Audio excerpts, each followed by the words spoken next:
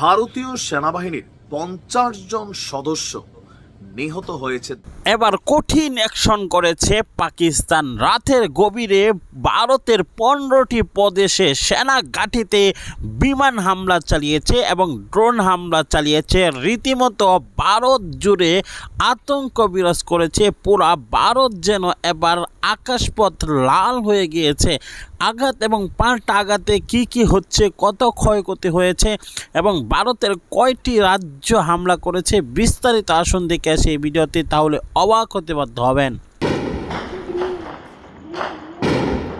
ভারত নিয়ন্ত্রিত কাশ্মীরের জম্মু অঞ্চলের আখনুর, সাম্বা, কাঠুয়া এবং আরও কয়েকটি স্থানে ড্রোন হামলা হয়েছে।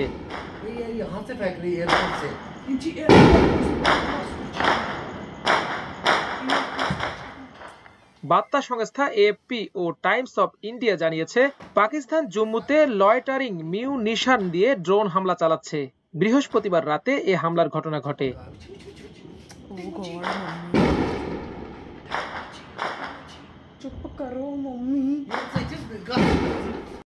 লয়টারিং মিউনিশন বলতে সাধারণত এক ধরনের ড্রোন বোঝায় যার সঙ্গে ওয়ারহেড যুক্ত থাকে এবং এটি সরাসরি লক্ষ্যবস্তুতে আঘাত হানতে পারে।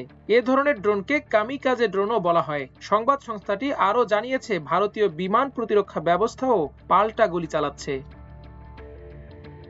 জম্মু শহরের গুজ্জুর নগর সেতুর কাছে থাকা এক প্রত্যক্ষদর্শী বিবিসিকে বলেছেন, তিনি জম্মু বিমানবন্দরের কাছে 16টি বস্তু পড়ে রয়েছে বলে গণনা করেছেন। ওই প্রত্যক্ষদর্শী বিবিসিকে বলেছেন যে ওই সময় বাজার বন্ধ ছিল এবং তারা লোকজনকে দৌড়াদৌড়ি করতে দেখেছেন। তখন সাইরেন বাজছিল এবং গোটা শহরে বিদ্যুৎ সংযোগ বিচ্ছিন্ন হয়ে গিয়েছিল।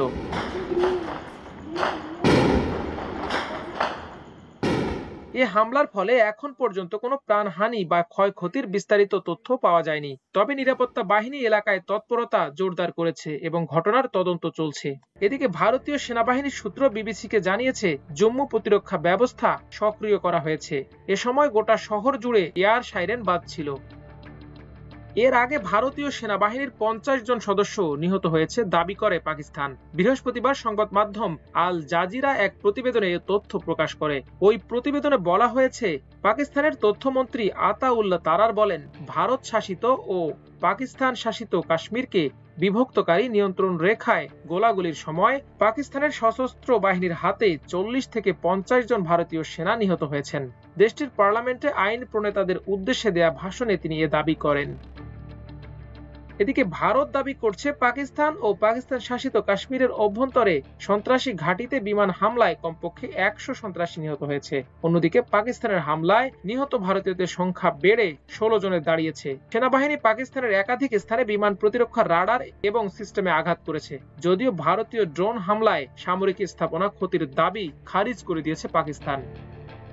এর আগে হামলা পাল্টা হামলার মধ্যে এবার ইসরায়েলের তৈরি 25টি ভারতীয় ড্রোন ভূপাতিত করা হয়েছে বলে দাবি করে পাকিস্তান। অত্যাধুনিক অস্ত্রে সজ্জিত দিল্লির এতগুলো ড্রোন হারানোর ঘটনাকে বড় বিপর্যয় হিসেবে দেখা হচ্ছে। দেশটির আইএসপিআর জানায়, পাকিস্তানের সশস্ত্র বাহিনী তাদের সফট কিল এবং হার্ড কিল দক্ষতা সম্পূর্ণরূপে ব্যবহার করে ভারত কর্তৃক পাঠানো 25টি ইসরায়েলের তৈরি হার্প ড্রোন গুলি করে নামিয়েছে। বিবৃতিতে আরো বলা হয়, 6 মে পাকিস্তানের পাল্টা বিমান হামলায় ভারতের 5টি অত্যাধুনিক যুদ্ধ বিমান, একাধিক ড্রোন ধ্বংস এবং সেনা হতাহতের ঘটনায় ভারত ভীত ও শঙ্কিত হয়ে সব ড্রোন হামলার আশ্রয় নেয়। মাল্টিমিডিয়া ডেস্ক, আমার দেশ। শঙ্কা এখনো পুরোপুরি কাটেনি যে ভারত পাকিস্তান বড় কোনো যুদ্ধে জড়াবে না। বিশেষ করে যখন আমরা দেখছি দুই দেশের প্রতিরক্ষা মন্ত্রণালয়, সেনাবাহিনীর ব্রিফিং, পাশাপাশি রাজনৈতিক নেতাদের বিভিন্ন ধরনের কথাবার্তা। তো এর মাঝখানে আজকে সারাদিন যাবৎ ভারতের অপারেশন সিন্দুরে আসলে কি ঘটেছিল, নানান তথ্য উপাত্ত সামনে আসছে। বিশেষ করে সবাইকে অবাক করেছে যখন ভারতীয় সেনাবাহিনীর 50 জন সদস্য, কতজন? 50 জন সদস্য নিহত হয়েছে দাবি হচ্ছে পাকিস্তানের। যে নিউজটা আমরা গতকালকে বা আজকে সকাল পর্যন্ত জেনেছি যে পাকিস্তানি সেনাদের বিভিন্ন গুলিতে আপনার কামান নিক্ষেপ সহ বিভিন্ন ধরনের আর্টিলারি হামলায় 15 জন নিহতের খবর পেলাম। আর একটু আগেই আল জাজিরা একটা প্রতিবেদন প্রকাশ করেছে। আর আল জাজিরার এই প্রতিবেদন প্রকাশের পর বুঝতেই পারছেন ভারতের জনগণ কি পরিমাণ ক্ষিপ্ত হয়েছে ভারতের সরকারের উপর। দর্শক, প্রতিবেদনটিতে বলা হয়েছে পাকিস্তানের তথ্যমন্ত্রী আতাউল্লাহ তারা তিনি বলছেন, ভারত শাসিত এবং পাকিস্তান। আসসালামু আলাইকুম দর্শক, খবরের শিরোনাম হচ্ছে পাকিস্তানের মুহুর্মুহু ক্ষেপণাস্ত্র হামলায় কেঁপে উঠল ভারত। ইতিমধ্যে জম্মু কাশ্মীর পুরো বিদ্যুৎবিহীন অবস্থায় আছে, ব্ল্যাকআউট করা হয়েছে। পাকিস্তানের আক্রমণ ঠেকানোর জন্য ভারত সম্ভাব্য সবকিছু করেছে, কিন্তু তারপরও হামলা ঠেকানো সম্ভব হয়নি।